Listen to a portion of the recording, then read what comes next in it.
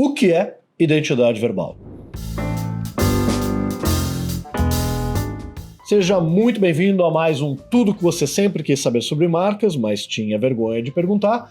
E hoje o que a gente vai fazer, na verdade, não é responder uma pergunta, é um grande bate-papo sobre identidade verbal e como ela é trabalhada, em especial nas marcas pessoais. E hoje a gente vai ter um programa onde a gente está trazendo nossa professora querida, a Cibele, que é especialista em identidade verbal para marcas pessoais, para dar uma mini aula aqui num formato de entrevista. Você sabe como funciona. A gente separou as perguntas que a gente queria responder, mas justamente para quem chega e não sabe muito bem como é a identidade verbal ou como ela funciona nas marcas pessoais, a proposta dessa edição especial desse programa é justamente responder essas perguntas. Dessa vez não dos alunos, mas aquelas que a gente mesmo escolheu. Então, Cibele, primeiro se apresenta para quem ainda não te conhece. Obrigada já por essa introdução tão bacana. Eu sou muito honrada de agora ter no meu título aí, né, colocar lá no LinkedIn, professora da Brandster. Muito bacana, né? Fico muito feliz.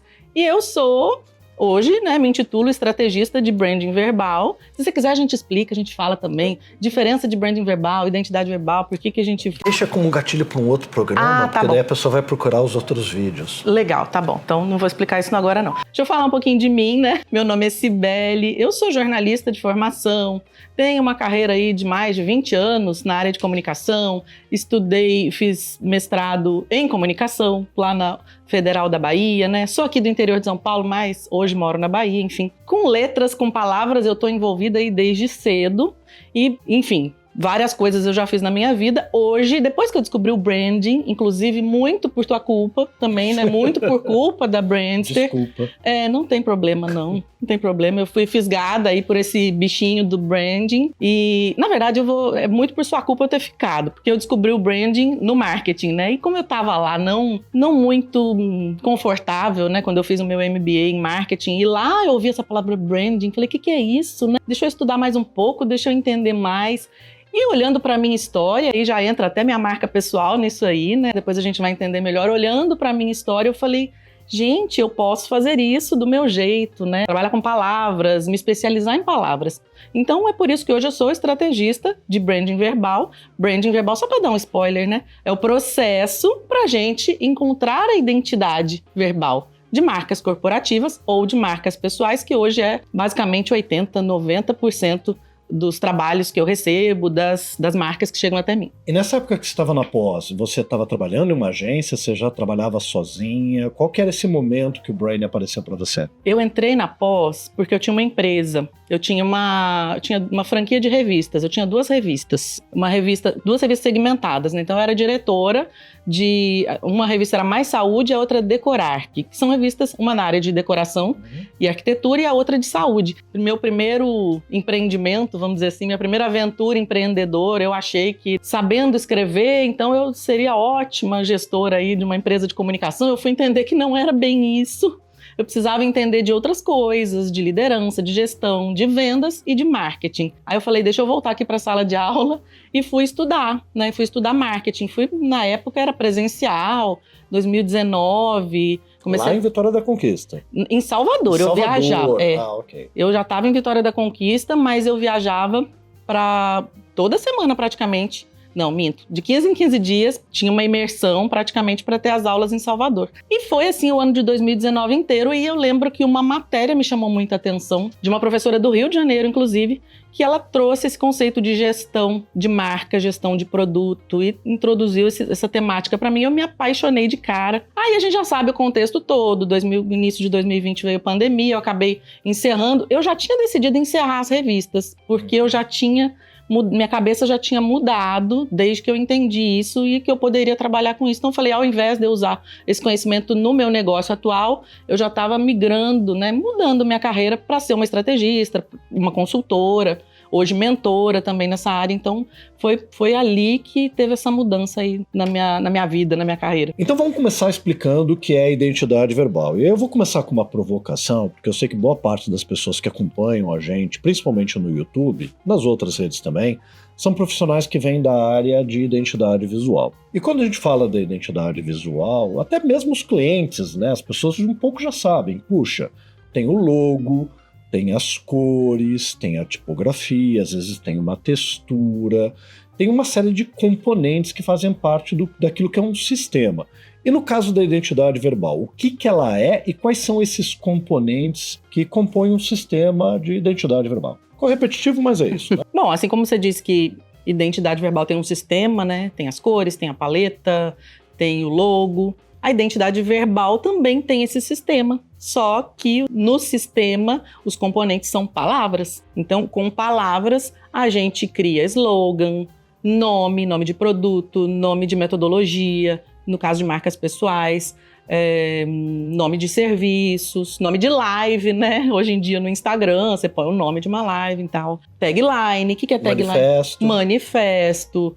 Que é mais o vocabulário da marca, mote. Tem vários elementos que a gente leva para os canais onde essas marcas se expressam e que com consistência, de forma coerente com a narrativa, isso gera identificação, gera reconhecimento de marca a partir dessas palavras. Na identidade visual, muitas vezes um problema é que a gente identifica esses elementos de uma maneira dispersa.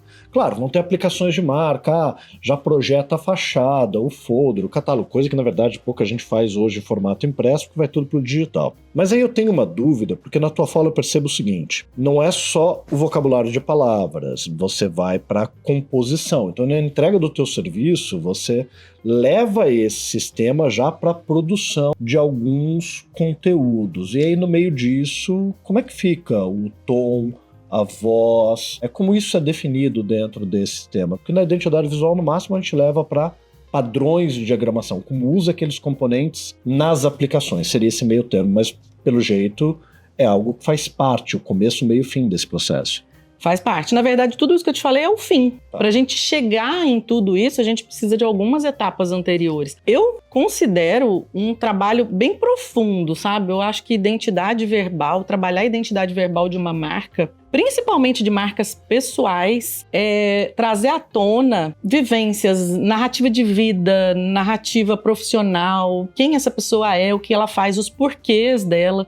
Então, para chegar lá na ponta, que é definir essas palavras específicas, estratégicas, essenciais, e que são reconhecíveis pelo público, a gente tem que trabalhar isso que eu falei, narrativa de marca, essência. A gente precisa definir a voz da marca, definir o tom de voz, que eu trabalho de forma diferente, tom de voz e voz da marca. Qual a diferença? Voz de marca é aquilo que não muda. Claro que a gente está falando aqui no sentido figurado, para quem nunca ouviu falar, para quem não é da área de branding e tal, a gente está falando de voz da marca num sentido figurado, não é a minha voz física especificamente, embora a gente esteja falando de uma pessoa, no caso de marcas pessoais. Mas voz da marca são aquelas características que não mudam. Faça chuva, faça sol, é no churrasco de domingo, é numa plateia para 3.000 pessoas, é no Instagram, no TikTok e tal. São aquelas características essenciais que não mudam. Eu gosto de definir 3. No máximo 4. E para isso tem um trabalho, né, de encontro, de escavação dessas características que nascem dos atributos dessa pessoa. Então, definimos a voz da marca, a gente também não pode ficar estanque ali. A gente não pode dizer, olha, isso nunca vai mudar, é isso e aí pronto. E aí sim eu faço uma analogia com a voz da gente. Eu tô saindo de uma gripe, mas a minha voz não muda. Quem me conhece sabe que é a Cibele falando. Da mesma forma, a voz da marca, no sentido figurado, mantém essas características o tempo todo, em qualquer contexto, em qualquer ambiente, para qualquer pessoa. O tom de voz, sim, ele é o lugar onde você, é o ponto onde você flexibiliza isso. E aí você vai entender em que canal que eu estou, com quem eu estou falando, que ambiente é esse. Então, por isso, mantendo a voz da marca, o tom de voz no Instagram vai ser um. O tom de voz numa palestra para médicos é outro. O tom de voz para os alunos, para os clientes é outro. O você tom adapta. que a gente está tendo aqui é diferente do tom que a gente estava conversando nos bastidores. Com certeza. Então a gente se adapta. Por quê? Porque tem uma câmera ali. Tem gente assistindo. Tem gente nos assistindo ali. Então é instintivo a gente mudar, a gente se adaptar. E eu, que sou mineira, vivendo na Bahia, tenho um sotaque misturado. Nossa. Aqui eu tento... Você nasceu em Minas? Eu nasci em Minas, fui criada em São Paulo, passei pelo Mato Grosso e hoje eu vivo na Bahia. Nem me pergunte aí, não sei que sotaque eu tenho mais. Mas enfim, meu tom de voz nos bastidores eu relaxo, eu falo um porta sem problema. Ai, faz favor, sem nenhum problema. Mas assim, a gente se adapta. Mas é importante, o que é muito importante? O tom nunca pode contradizer a voz da marca. Ele é um nível abaixo. Eu gosto muito do sistema que o Chris West propõe nessas definições. Eu até falo no nosso curso lá. Jabá do curso. Jabá do curso, Identidade Verbal para Marcas Pessoais. Chris West é um dos primeiros autores, né? Porque é uma área muito nova, né? Assim, tem pouca gente falando disso no Brasil e pouca gente falando disso no mundo. Naquela... Como chama aquela empresa? Brand... Ih, esqueci. Depois a gente procura e põe aqui na legenda. Peraí. Não, dá pra gente encontrar. Qual que é o nome? Interbrand. Que estar o quê, gente? Interbrand, que é uma consultoria internacional de branding. A categoria tom de voz entrou em 2016. Não tem nem 10 anos. É recente. Então é muito recente. Branding já é recente, tom de voz, identidade verbal, tudo 2 recente. anos atrás, quando eu estava julgando a categoria de branding como um todo no Brasil Design Awards, foi quando entrou a categoria de identidade verbal. E aí eles colocaram, num contexto, claro, de uma premiação para branding corporativo, separada do name. Porque a gente entende que o nome, embora faça parte da identidade verbal, muitas vezes ele é visto como algo mais estanque, né? Ele é desenvolvido começo, meio e fim, nem sempre acompanhado de uma identidade verbal. E aí ele tinha justamente a questão dos tons de voz da marca, mas tiveram muito poucas submissões de projeto nesse sentido, até porque mostra que a produção é pequena. Mas daí eu quero pegar o ponto do DBA e trazer uma questão, porque ali estava de algo mais próximo do universo, do que eu desenvolvo faço também, que é a identidade verbal corporativa. O que muda quando a gente vai para a identidade verbal pessoal? O que tem a menos ou o que tem a mais, já que esse é um universo que eu não tenho familiaridade? Não muda muita coisa, mas muda uma coisa essencial, que é lá no começo. Eu acho que muda uma perspectiva. Na identidade verbal corporativa, a gente tem liberdade para criar, porque é uma entidade abstrata. E a gente vai dar pessoalidade, porque a gente quer que ela se comporte como uma pessoa, que toda marca se comporte como uma pessoa, que fale como uma pessoa, que haja como uma pessoa, porque ela vai ser reconhecida assim. Só que nas marcas pessoais, elas já são pessoas. Como humanizar a marca pessoal. Como humanizar uma marca pessoal que já é um ser humano. Eu faço uma provocação, a gente vai entender como marca corporativa, pensar que é um empreendimento, pensar que é alguém que vai trabalhar todos esses elementos como uma empresa faria. Só que a gente não cria nada, a gente identifica, a gente já parte do que essa pessoa é, da história dela, do que ela já traz. A partir disso a gente aprimora, a gente lapida, a gente melhora. Então a gente melhora as frases, a gente vê se ela não está sendo clichê demais, se pode substituir algumas expressões que já são muito comuns geralmente essas marcas pessoais, elas estão vendendo alguma coisa. Elas podem estar vendendo a própria reputação, elas podem estar vendendo suas ideias para crescer dentro de uma empresa, ou elas podem ser empreendedoras de si mesmo, vender a própria influência, ou tá até vendendo, associando a marca pessoal à sua empresa. Estão vendendo seus serviços, vendendo seus produtos de uma marca corporativa. Que esse é um ponto que eu acho bastante interessante, quando a gente tem alunos que procuram, por exemplo, eu quero aprender branding pessoal, personal branding como um todo. Muitas vezes a gente tem que perguntar, que tipo de cliente você atende? Porque o branding pessoal surge num contexto para profissionais de carreira, assim como o marketing pessoal. Então, puxa, como é que eu vou me posicionar para conseguir uma oportunidade melhor no mercado de trabalho? A origem do marketing pessoal é essa e do branding pessoal também. Mas aí quando surge esse mundo da internet, tem o branding pessoal de influenciador. Tem, já tinha meio que o brand pessoal de político, embora poucos exerçam. E aí entra nessa figura, que pelo que eu vi é o que você mais trabalha na tua empresa, que é aquele empreendedor que ele se mistura com a empresa. Então, é um consultor, consultora, é um arquiteto, arquiteta, advogado, advogada, onde o indivíduo como um profissional liberal tem sua atuação quase que mesclada com a marca da própria clínica, do próprio escritório. E aí eu falo para alguns alunos que, olha, aí você vai ter que misturar técnicas de brand pessoal, mas com branding corporativo, porque é diferente daquele branding tradicional. Na tua base de clientes, você percebe diferença entre aqueles que estão querendo se posicionar como autoridade num tema, daqueles que estão, na verdade, tentando promover a própria atuação da própria pequena empresa, escritório, consultório ou clínica? na minha empresa, né, na minha consultoria, na Pedra Palavra, tem esses 2 tipos. Tem as pessoas que elas trabalham se vendendo mesmo, porque elas são infoprodutoras, porque elas vendem curso, porque elas vendem a sua força de trabalho. E elas estão aí, elas empreendem nesse sentido. E tem aquelas que estão associando a marca pessoal e querem melhorar a percepção de valor da própria marca pessoal, valorizar a si para valorizar o seu negócio. Valorizar até vender mais caro. A ideia de todo mundo é essa quando chega, sabe? Eu quero vender mais. A gente vai desmistificando alguma coisinha ali, outra aqui, que é claro que você sendo respeitado, tendo uma boa reputação, você vai ter cliente melhor. Eu gosto de falar que você não vai vender mais, você vai vender melhor, né, quando você trabalha isso. Então até tem esses profissionais estão limitados pela disponibilidade dele de consultoria, atendimento. Por isso que eles querem valorizar, querem ter... muitos problemas que chegam, e isso é fato, problema de comunicação atrai cliente errado, atrai público errado. Então é uma palavrinha, uma palavra mal colocada atrai gente errada. Atrai gente que não é aquele cliente ideal, aquele público com o qual aquela pessoa, aquela marca pessoal quer trabalhar. Então a gente vai ajustar isso para atingir a pessoa certa, porque a gente sabe, as percepções são construídas tanto pelo visual, mas também muito pelo verbal.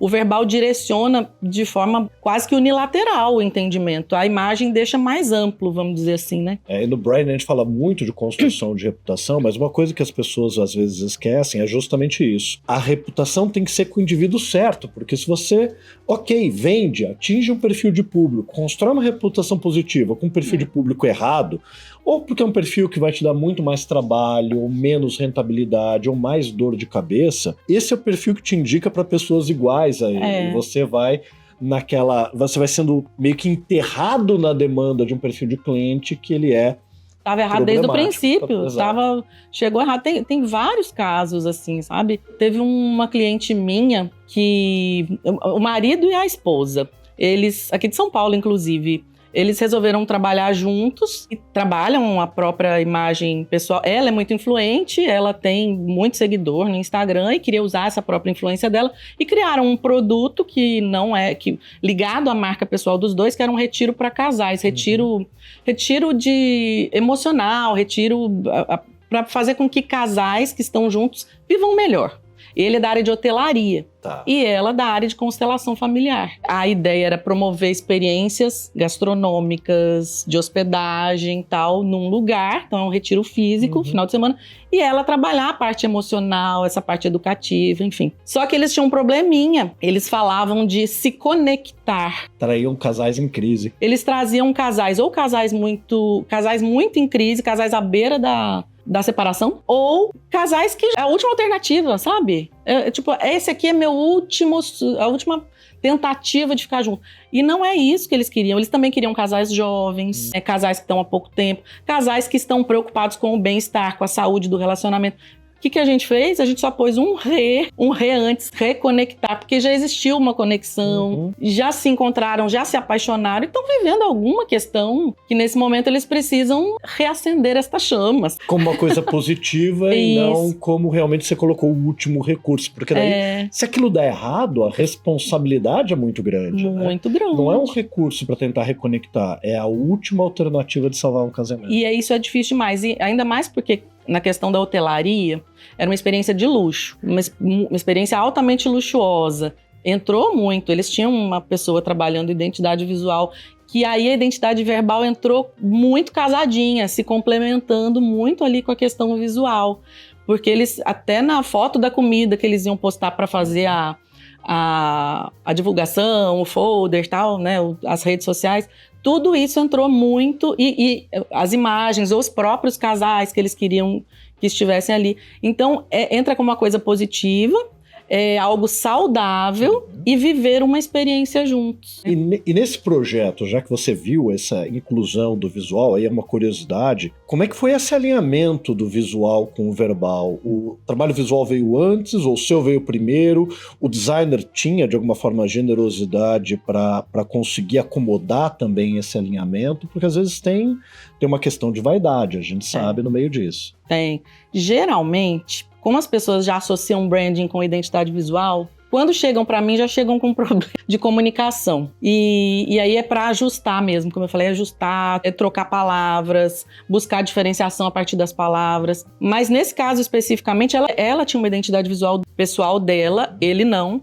E o projeto juntos, depois desse projeto dos dois, do casal juntos, eles fizeram depois do meu processo. E eu defendo, aí aqui, designers podem me odiar sem problema, me mandam um direct no Instagram pra gente conversar sobre isso, mas se algo estiver começando do início, eu acredito que a identidade verbal deve vir primeiro, porque vai dar clareza demais pro restante do processo. Tem uma coisa que eu percebo que é mais complexa na identidade visual, não do ponto de vista de projeto. De alguma forma, a gente tem uma certa, embora não total consciência dos recursos, uma consciência de que, puxa, existe um tom mais casual, existe um coloquial, existe um mais formal, existe um mais prolixo. A gente consegue identificar esses tons. E quando vai para a identidade visual, não adianta ser só assim, então eu quero ser amigável caixa baixa, embora isso possa ser um recurso. É todo um alinhamento um pouco mais subjetivo de cor, forma e tipografia, e nem sempre essa conciliação é fácil se o designer não tem de antemão um posicionamento bem definido. Acontece no escritório, claro, quando a gente faz o posicionamento e a gente faz o visual, sai alinhadinho porque a gente consegue fazer essa tradução, mas a gente já pegou mais de um projeto em que o cliente chegou para nós com um posicionamento feito por um concorrente, um posicionamento bem feito, mas que aquele próprio concorrente não soube fazer essa tradução visual porque não tinha essa expertise dentro da empresa. Foi contratar alguém, vai procurar um fornecedor, talvez um fornecedor bom, talvez um fornecedor barato, mas que não tem essa capacidade de tradução. Então eu acho que faz sentido o verbal vir antes, porque ele dá essa clareza. Ajuda a clareza da pessoa, né? No caso da marca pessoal. Do próprio briefing. Briefing do projeto. O designer vai perder menos tempo, porque ele vai pegar um projetinho já encaminhado, um guia de identidade verbal, que ali tá tudo explicadinho, tá tudo mastigado. Ele só vai traduzir aquilo em cores, em paletas, em todos os elementos, em paleta de cores, em grafismos, sei lá, em tudo que ele for fazer. E se puder os dois trabalharem juntos, então, aí o estrategista de identidade visual com o de identidade verbal, se estiver trabalhando juntos, é muito bacana. Ou aprender a ser a mesma coisa. Ou aprender, exatamente. Então, vocês designers, vocês estrategistas de imagem, né, que trabalhem com isso. Tem um curso de identidade. Aqui tem curso de design. Mesmo que você não queira trabalhar, isso é uma dúvida que chega pra mim, mas eu não quero levar isso para os meus clientes, já apareceu. Eu não quero, eu já faço, consultora de imagem, falou isso para mim. Eu não quero, já é muita coisa o que eu trabalho, eu não quero ter que me preocupar com a comunicação dela. E eu falo isso, mas se você entender, se você tiver clareza, vai ajudar no teu trabalho lá. Sim, até orientar alguém que possa ajudar nesse processo. Agora, eu vou trazer alguma coisa um pouco mais difícil, né? Ficou bastante claro o que a gente ganha como marca quando desenvolve uma identidade verbal. Mas no caso de uma marca pessoal, a gente tem diferentes facetas. Não é só como a gente se comporta num ambiente mais formal, num ambiente mais informal. A gente tem várias facetas, às vezes, eu tenho a piada do tiozão do pavê, né? Eu já tô nessa fase de vida. O que a gente perde quando profissionalmente a gente define um caminho verbal que limita algumas coisas, que tudo bem, talvez a gente devesse evitar a piada do pavê no dia a dia, né? Mas o que a gente perde quando a gente direciona essa identidade verbal? A gente precisa ter mais disciplina, a gente precisa saber cercear algum aspecto, qual é o desconforto, por exemplo, que um cliente tem nessa situação. Eu acho que não perde nada. Eu acho que só ganha. O cliente não fica incomodado, assim, mas eu vou ter que falar ele assim? Ele às vezes chega achando que vai ser difícil, que ele vai ter que deixar de ser espontâneo. Não, ele vai ser quem ele é, só que a gente vai lapidar e direcionar. Vamos deixar bem claro, marcas pessoais são pessoas que se entendem por um empreendimento e querem ser um empreendimento de sucesso. Estão vendendo alguma coisa, estão vendendo sua reputação, repetindo o que eu já falei no início. Então essa pessoa ela precisa se posicionar em algum lugar, nas redes sociais. Então, assim como um médico veste um jaleco para entrar no seu consultório, né? Hoje em dia nem usa mais isso, mas ele veste uma roupa para atender ou... Ele se veste de acordo com o padrão.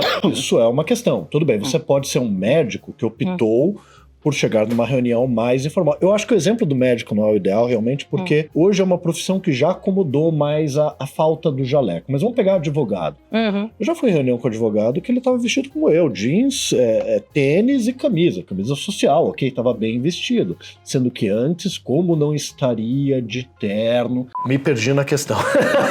Mas é um pouco justamente desse tipo de situação, né? Você tem que saber direcionar e acomodar alguns limites. O que eu quis dizer, como eu não acho que perde nada, eu acho que ganha direcionamento. Você lapida aquilo que você já é para aquele lugar onde você quer se expressar, para aquele canal onde você quer se expressar. E eu acho que você perde, sim, se você não tiver uma identidade verbal, desde que você queira trabalhar a sua marca pessoal, claro. Se você não tem pretensão de trabalhar a marca pessoal, não tem por quê desenvolver identidade verbal. Não tem, né? Pronto. Você tem os seus canais para você se expressar livremente, não quer construir reputação nenhuma, beleza, não precisa. Mas tem esse risco dos canais. Existe o risco. Independente se a pessoa trabalha a marca pessoal ou não, hoje a pessoa que representa uma empresa ou o seu emprego está vulnerável. A gente tem esses casos. Então, você está correndo risco exatamente por isso. Se você está lá se expressando e não tem uma identidade verbal, mesmo que você não queira vender nada, vamos dizer assim, você está arriscando a reputação da empresa onde você trabalha, você está colocando em risco usar uma palavra errada e gerar um mal entendido. Por isso que eu vejo só ganho. Eu só vejo ganho em trabalhar a identidade verbal, não vejo nenhuma perda em escolher este caminho. E quais são, por último, né? Claro, a gente vai gravar outros vídeos na sequência desse, mas pro fim desse, quais são os erros mais comuns que as pessoas cometem na hora que vão definir uma identidade verbal? Quem não tem, obviamente, uma experiência maior, que você vê o que o cliente já chega com esses erros na sua comunicação. Olhar demais para a concorrência, se comparar e mesmo que involuntariamente, mesmo sem querer, acabar copiando. Copia termos, copia frases, copia conceitos, se inspira demais, vamos dizer assim, sabe? Se inspira demais em alguém e não cria nada próprio, não identifica em si mesmo o que de muito diferente. Não precisa ser muito diferente, mas o que é próprio? Como é que eu ajusto essa personalidade que eu já tenho para o mercado, para o meu cliente, para o meu público? E organiza isso, né? Elabora o seu próprio guia de identidade verbal com as suas frases, com suas palavras, com a sua gramática, com a sua personalidade. E aí, o que acaba acontecendo? Esse é um grande erro. E na internet isso acontece demais, né? Aí você se inspira no fulaninho que tem 1 milhão de seguidores e tem lá um slogan tipo "Viva uma vida extraordinária". E aí você começa a repetir "Viva uma vida extraordinária", só que a percepção da pessoa lá do outro lado só vai levar para o teu concorrente. Você vai estar fazendo propaganda de graça. Tá fazendo essa referência. Você está fazendo um esforço para se posicionar, mas você está levando gente para o teu concorrente, aquele que você está se inspirando. Eu acho que esse é o maior erro. Fica parecendo cópia mesmo, né? Fica parecendo cópia. Quando não é, né? Às vezes é cópia mesmo, às vezes é cópia descarada. Agora eu vou trazer mais uma questão. Eu falei que era a última, mas pensei numa que talvez agora seja relevante. Vou falar um pouquinho de uma experiência que eu tinha na época que eu estava dando aula em algumas faculdades. Quando eu fazia prova, eu odeio prova, mas tinha que ter prova, aquela coisa, não deveria... Enfim, eu trazia questões e eu percebia que naquele momento, eu tô falando daí de 2005, 2006, 2007, que foi o período que eu mais dei aula em universidade. Eu perguntava alguma questão, você está perguntando sobre tipografia, design, não importa. Qual é a importância de tal item? E as pessoas escreviam de uma maneira que parecia um texto publicitário. Tipografia é importantíssima para a comunicação no mundo. E eles falavam assim, cara, eu te perguntei outra coisa e você está elaborando um texto que ficava com cara de publicidade tradicional. Você vê esse tipo ou outros tipos de clichê na comunicação do cliente, quando ele chega até você, ou quais seriam esses clichês? Muito.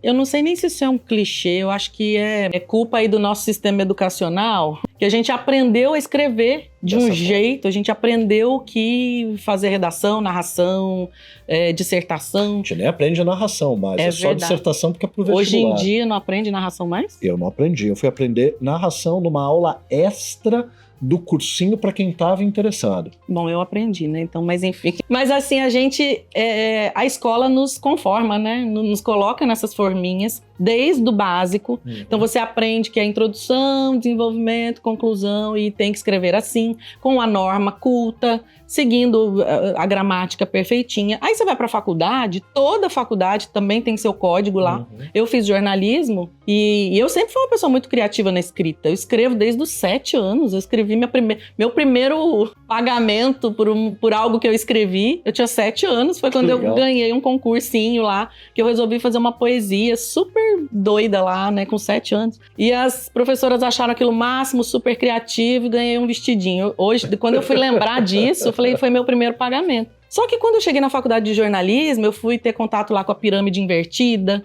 que tem que escrever assim, assim, assado, e que o lead, né, não é o lead do marketing não, né, o lead, que é aquele primeiro parágrafo que concentra o que, quem, como, quando, onde, porquê. Você tem que responder essas 6 perguntinhas lá na primeira frase, num parágrafo, nos jornais. Até hoje os grandes jornais fazem isso. E aí aquele sistema de escrita em bloco, sendo que o mais importante no começo, e vai a pirâmide invertida, porque o fim você pode cortar. Porque isso era uma coisa de antigamente. Ainda tem a demanda, mas para quem não sabe, aqui talvez para designers que trabalharam ou conhecem fotocomposição, você tinha que ler, escrevendo o texto, recortando o papel, colando com a foto para fazer uma fotocomposição do jornal. Então, quando não cabia o parágrafo, cortava literalmente na tesoura. Por isso, o texto era feito de uma maneira que o final poderia ser resumido ou cortado.